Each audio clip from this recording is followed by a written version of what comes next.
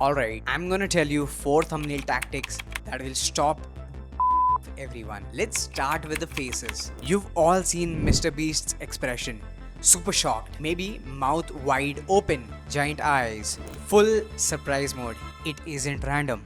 Research actually shows that faces showing big emotions like happy or super surprised can double the number of people who click. So all you need to do is exaggerate your reactions as much as you can. Next up is curiosity. Have you noticed those thumbnails with arrows pointing at some mystery or secret? Arrows guide your eyes exactly where the big reveal is. And if you put something weird or cool or mysterious right in the middle, it's almost impossible to look away. If you want even more impact, make sure there's a sense of wait, what next? To draw people in. And now this one's based on a design principle, the F pattern. Put your headline at the top left corner, then have the main visual or number in the center. Your eyes naturally moves from left to right, then down.